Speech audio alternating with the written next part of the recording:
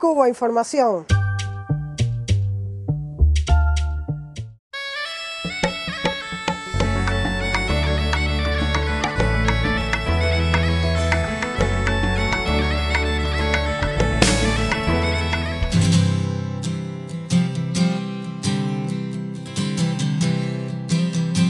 Estamos con Raúl Martínez, él es abogado, es también miembro del Comité Estatal por la Libertad de los 5 héroes cubanos, los 5 antiterroristas de la isla en estos momentos encarcelados en Estados Unidos, cumpliendo largas penas y en 5 cárceles de máxima seguridad. Estamos con Raúl, que nos va a comentar las últimas novedades en cuanto al caso de los 5. Hola, Raúl.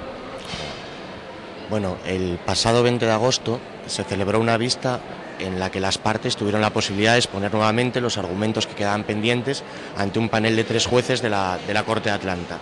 La defensa nuevamente recurrió a los argumentos que venimos utilizando desde un principio y principalmente en este caso al argumento jurídico de que los 5 tenían el derecho a estar en Estados Unidos en virtud del principio de la defensa del estado de necesidad, por el cual ante un mal mayor previsible, si una persona entiende que con su actitud, quebrando alguna ley menor, puede evitar ese mal, está incluso obligada legalmente, según la legislación de los Estados Unidos, para actuar evitando ese mal mayor.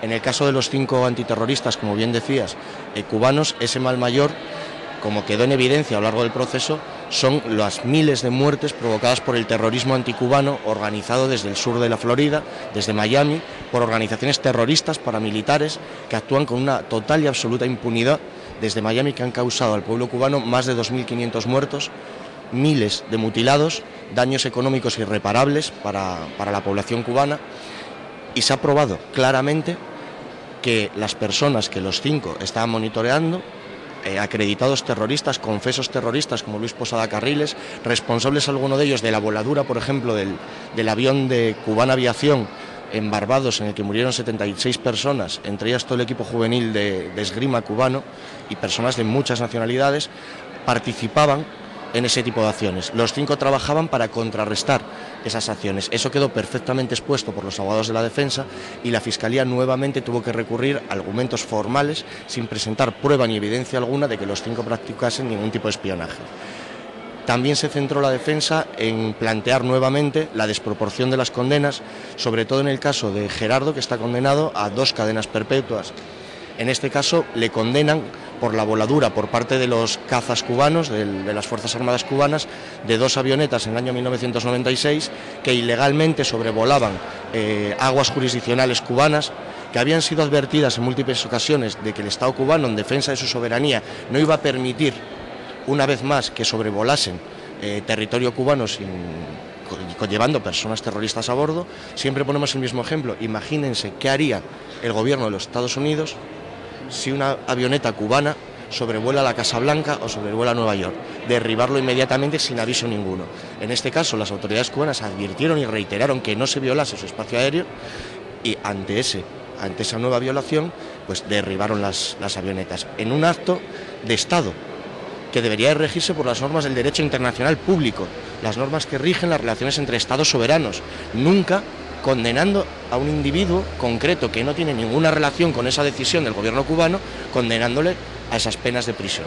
Se evidencia nuevamente el carácter político que el proceso tuvo desde un inicio, donde realmente con la condena a los 5 lo que se está es condenando a todo el pueblo cubano y la política que el gobierno de ese país soberanamente decide, que es realmente con quien está en guerra los Estados Unidos. En este caso hay 5 antiterroristas presos sin condenas firmes. Hay que reiterar ese aspecto.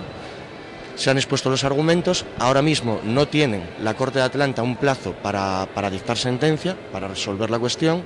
Incluso de los 9 argumentos principales expuestos por la defensa, pueden acoger uno de ellos, no entender del resto y así ir dilatando indebidamente el proceso prácticamente sin edie. Por tanto, es muy importante que se sigan haciendo todo tipo de actividades, que el caso se dé a conocer, que no se silencie. Es conveniente recordar que la Comisión de Derechos Humanos de las Naciones Unidas, a través del Comité sobre Detenciones Arbitrarias, dictaminó que la detención de los 5 y su posterior encarcelamiento era ilegal y que quebrantaba el artículo 14 del Pacto Internacional de los Derechos Civiles y Políticos. Se están vulnerando la propia legislación interna de ese país y conviene dar a conocer por todos los medios el caso, sobre todo en los Estados Unidos, donde la censura ha llegado a un extremo en que prácticamente la mayor parte de la población no conoce el caso. Ahora, recientemente, han aparecido entrevistas a algunos de los 5 que se está rompiendo un poco el silencio informativo.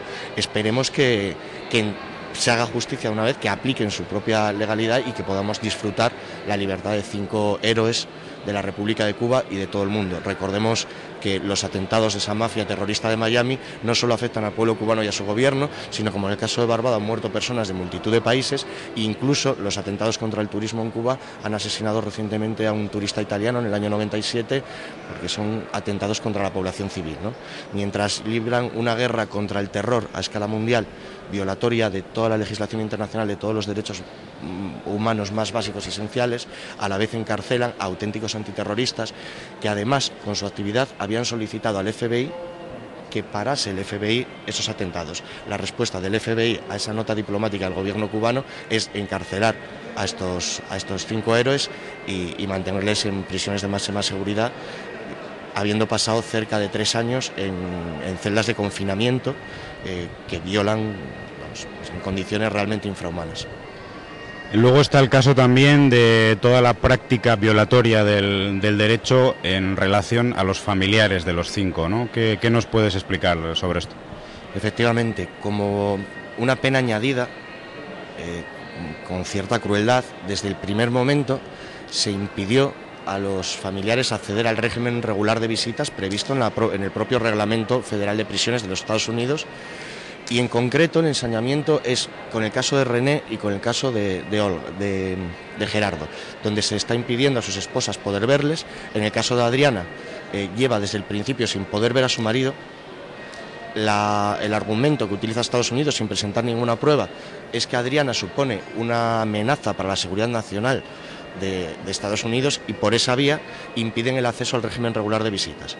Eso atenta contra todo tipo de normativas. Incluso la niña pequeña, Ivette, solamente recientemente pudo acceder con su hermana mayor, que es psicóloga, a ver a su padre, al cual secuestraron de su casa cuando ella era prácticamente un bebé y al que no conocía, no sabía ni cómo era su voz. En este caso se quiebra también la Declaración Internacional de los Derechos del Niño, que está ratificada por los Estados Unidos. No solamente se queda en las limitaciones a los familiares, incluso ha habido problemas con el acceso a la asistencia consular a las propias autoridades cubanas acreditadas ante la diplomacia de ese país. O sea, han recurrido, junto a las penas de cárcel tan desproporcionadas, a todo tipo de medidas para intentar agotar psicológicamente a estos 5 hombres. Por ejemplo, desde el enviamiento que comentábamos hace un momento a células de confinamiento especial, a impedirles hablar con las visitas, todo tipo de trabas en la comunicación con sus abogados, justo en los momentos esenciales del proceso negarles el acceso a papel, a bolígrafos. Ese tipo de prácticas que, como decía, demuestran una crueldad y un carácter inhumano tremendo, ¿no? Conviene recordar, aunque sea papel mojado para ese gobierno, que el artículo 5 de la Declaración Universal de los Derechos Humanos prohíbe todo tipo de penas o tratos crueles, inhumanos o degradantes. Este caso es uno más donde, por desgracia, tenemos que seguir denunciando.